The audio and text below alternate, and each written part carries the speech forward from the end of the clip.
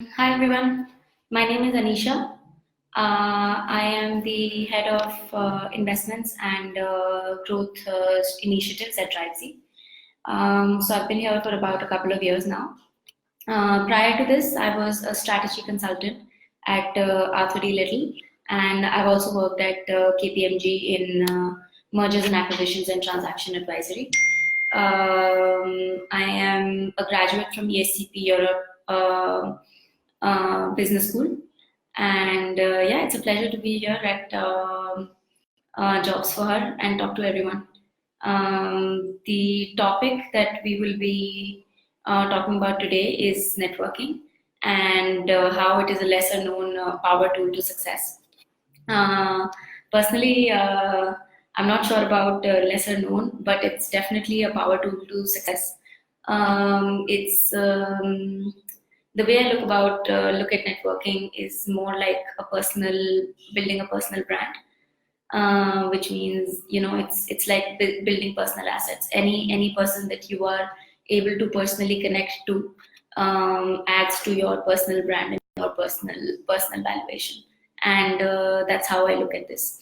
So, and specifically for people who have taken some break in their career, and they are coming back to corporate life after a small break or a long break, it can be even more helpful just to get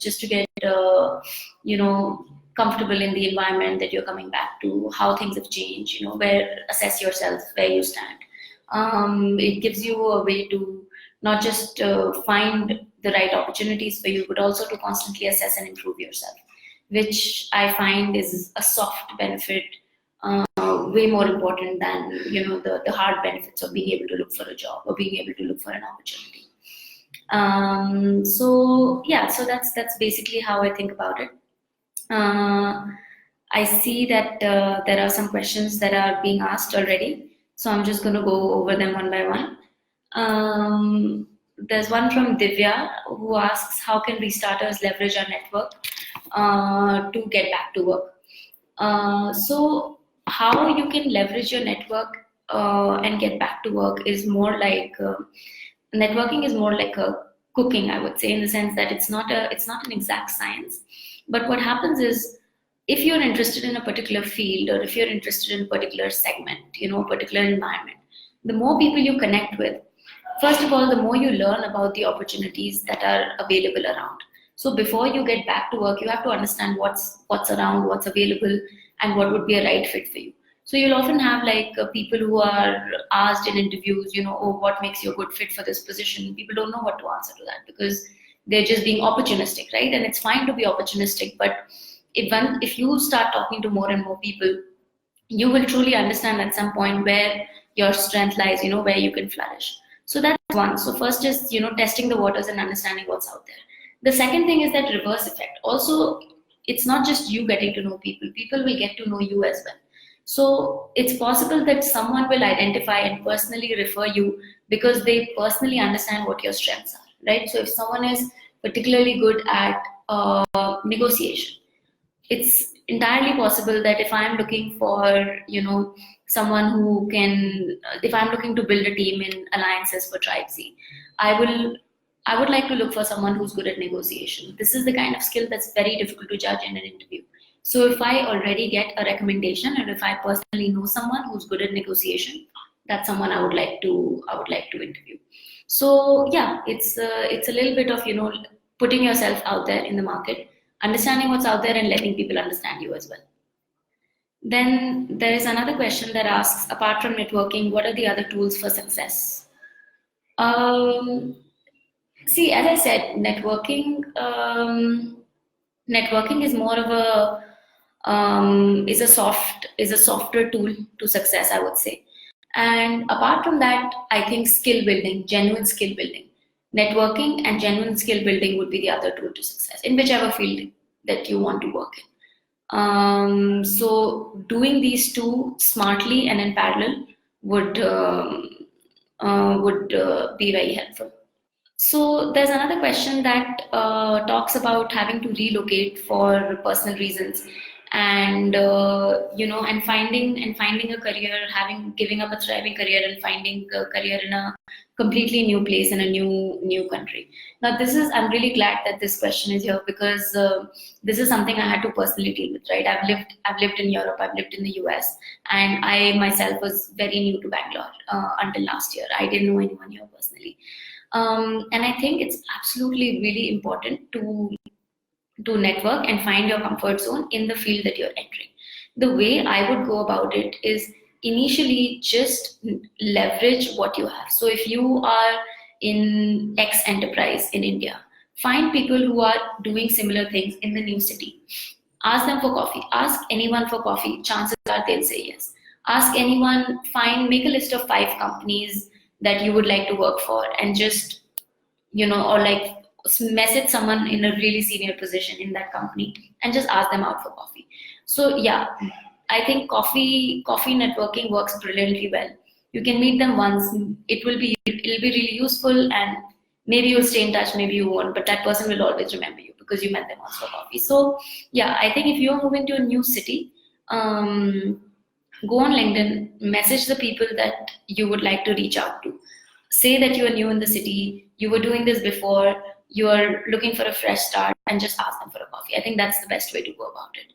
Another thing that I did was, because I was in the VC world, I bought some of the premium subscriptions to the likes of Crunchbase, etc. So if you have a platform that particularly focuses on the field that you are in, I would say try and discover the right people through that platform and get to meet them. So yeah, don't put too much pressure on networking. I would say look at it as the reward. Don't look at it as an immediate reward. The reward may happen, may not happen. Maybe it's just a nice coffee conversation and nothing comes out of it. But go for these coffee conversations. Do that. Make it a point. Meet new people. Maybe you'll make friends. Maybe you'll maybe you'll build a good network. But it'll definitely help. Now there's another question about um, avoiding misunderstandings among their networks. I would say keep it professional.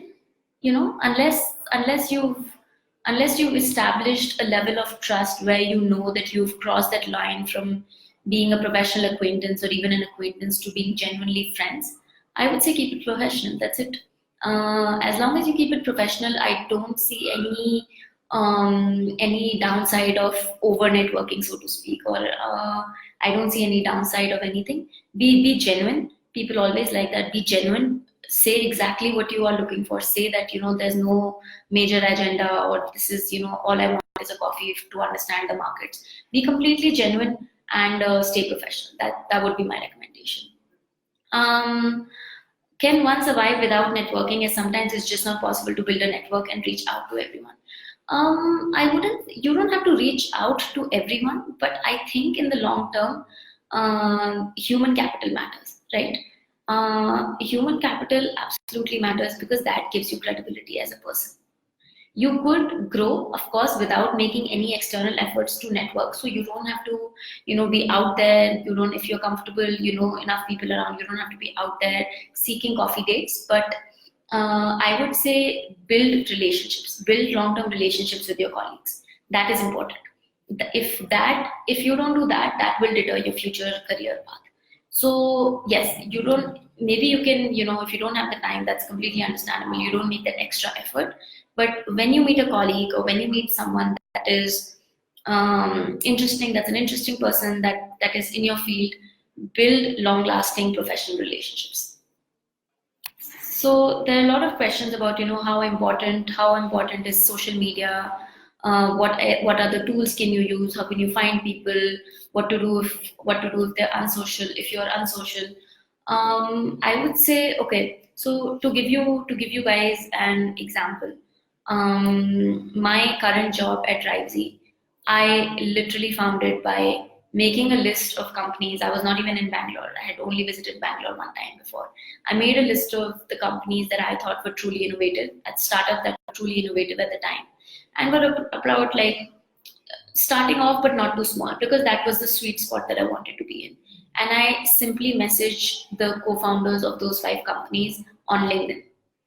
I got chatting with them. All five of them replied, by the way. All five of them replied. Some of them said that okay, some of them gave me a time to meet, etc. And this is the one that worked out. What I'm trying to say is if you genuinely reach out to someone, even without an agenda or with an agenda, if you are genuine, people will reply to you. So, it wasn't even, you don't have to be social, you don't have to go out there and meet people, but yes, try to stay connected. It will always pay off. In the short term, in the long term, it will always pay off. So social media is important, definitely. Personal real life connections are important. I think for each one, it depends on what you are comfortable with. It also depends from sector to sector. I personally went to a business school, so in the very serious corporate world, LinkedIn is very important, right? Because most people are on LinkedIn. I have some really close family and friends who are in spaces, who are in more creative spaces, like advertising, or who are into law. Or in these cases, LinkedIn becomes a little less important, but personal connections, recommendations become more important. So I think it's important to identify how people behave in the field of work that you are in, and leverage that to your advantage. Definitely leverage that to your advantage. There are some other questions that are around, also exactly how to go about it. What about networking events, etc. See, as I said, time is limited, right? So time and everything requires time and effort, and there is a constraint to it. So if you are reaching out to people for coffees, or if you are attending networking events, meeting people, do it smartly. Now, how to prioritize where you should be spending your efforts, I would say, is that it is very dependent on the field that you are in. So, as I mentioned, in the more banking, finance, startup style careers, I would say LinkedIn is quite popular. It works well. It works quite well. In If you are in startups, if you're in a smaller in a startup hub,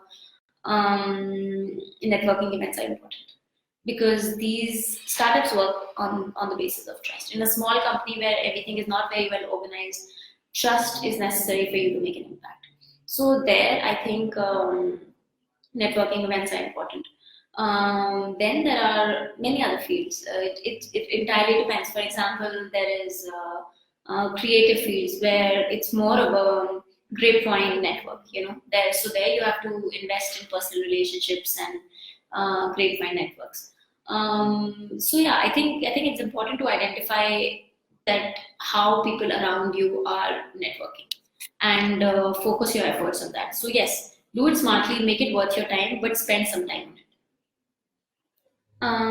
Then there are some questions about improving networking skills and networking tips. I I mean, it's a soft skill. So first thing is that you have to put low pressure on it. It's not like it's a soft skill, right? It's The two things that you have to do is stay interesting. Read read in your spare time, stay interesting, because at the end, if you can't hold a conversation with another interesting person, they will lose interest in you. So reading up beforehand, and I personally call it cocktail conversations. Right? There's always One must always have a stock of cocktail conversations in their pocket. That's how I think about it. So stay interesting, stay genuine, and make that little extra effort. Show that you're interested in listening, and just pretty much it just works as it would work in any other situation in life, professional or non-professional. Okay, so I'm seeing some questions about how to go about it for beginners, or how to go about it after taking a long break. I think showing your enthusiasm is important, right? Everyone looks for positive energy around, and another truth is that for any position, for any kind of hiring, soft skills will always matter as much as technical skills, right? Of course, if it's a very technical position, it may change a little bit the balance, but no one wants, everyone wants to hire people that they find generally attractive as well. And what happens in the case of, if you are, if it's a referral, if you're networking well, is that the soft skills are already verified.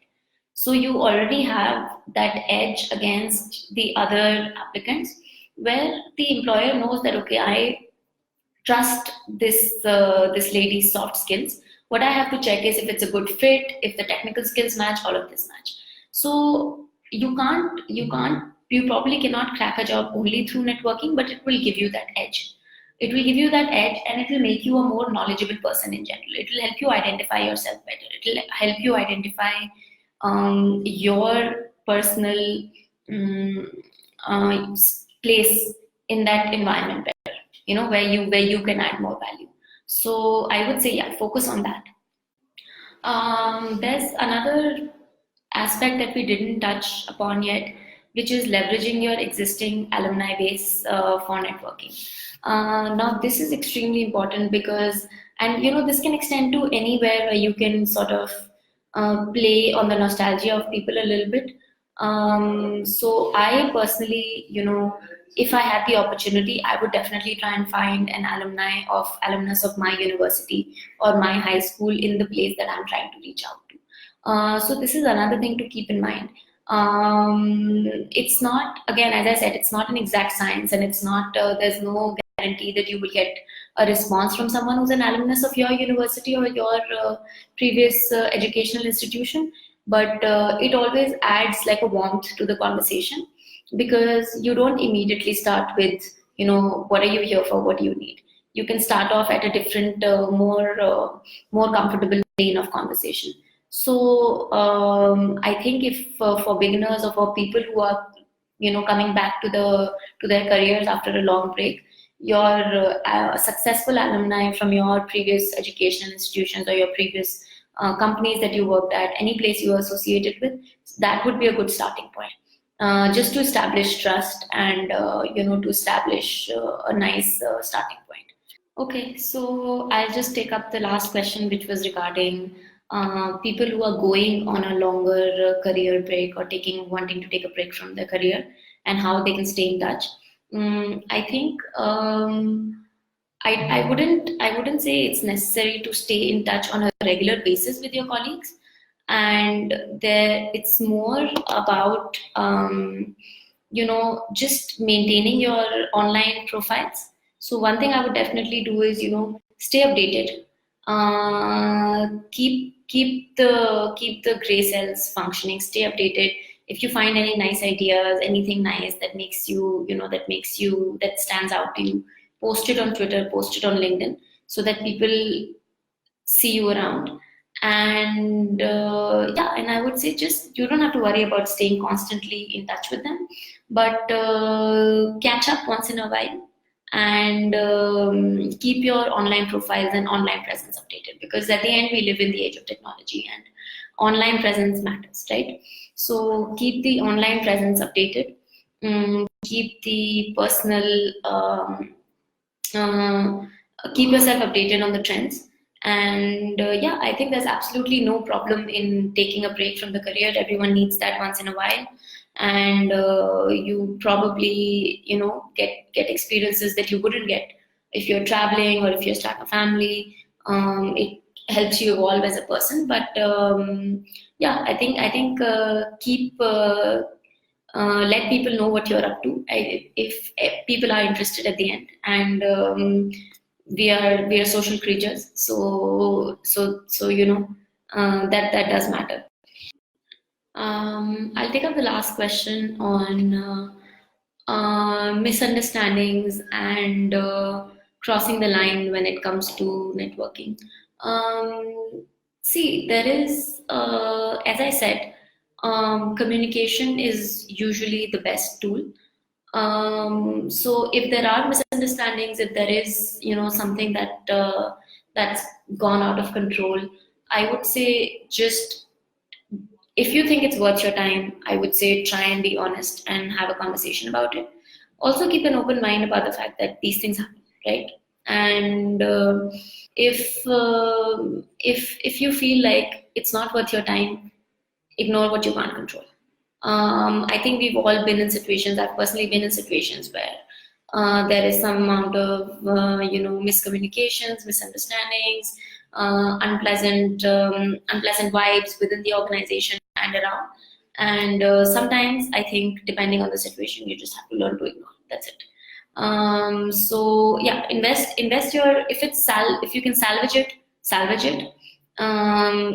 If it's not worth salvaging, then I would say move on. Be true to your work. Be true to yourself. Be true to the people you care about, and be true to people who work for you. Be true to people you work for. And beyond that, there are just some things that won't be in your control at some point. Often, if women on career break with social media authentically updated, try to reach out for time over coffee to build networks on new territories, the usual reactions are never getting a reply back and a dilemma of self-credibility.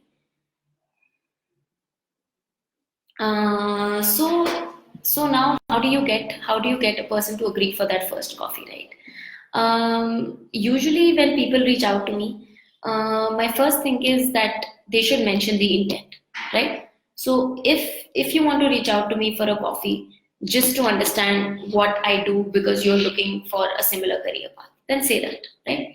If you're looking for a job, then say that clearly. So I think mentioning the intent is important.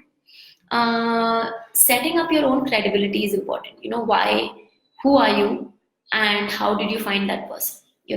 So set up your own credibility, set the intent of the meeting, and recommend that, while I would love to meet you for a coffee, if we can start with a call, that's also okay.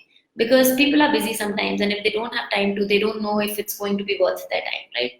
So try and get a phone call first. Get them to call you first, so that you can have that foot in the door, and then get a coffee meeting. If you find that they don't want to meet you for coffee, right? They don't have the time, they're not interested, they're not replying back. Also, what you can do is that, okay, this is what I'm looking for, and if you are not the right person for it, could you recommend who can help me out in this situation? So if you do these things, chances are 4 out of 5 people will reply. Some people just don't reply, and that's okay as well. So yeah, but I would, in my experience, most people do reply. If you find that you're reaching out to multiple people and most of them are not replying, maybe start lower. Maybe you're reaching out to very senior people. So if I try and reach out to 10 CEOs of major companies, of course they're not going to reply. So maybe start with people who are a little bit lower in the organizational structure and try there.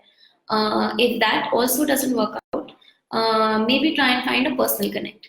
So try and filter on LinkedIn by second connections, or try and ask in your personal network who knows who's in a similar field. So yeah, usually I think it's about tweaking it a little bit, who you are reaching out to and what you are saying. My last tip would be that try humor. Sometimes just say, oh, I loved your Twitter handle, so I decided to reach out to you. So people usually respond to light humor. So I would try that as well. I think we're out of time, guys. I hope I was able to help and answer your questions. If you would like to reach out to me, please find me on LinkedIn as Anisha Goel, and happy to help anytime. You can also send me an email at anisha.goel18@gmail.com. That's anisha.goel18@gmail.com. Thank you very much.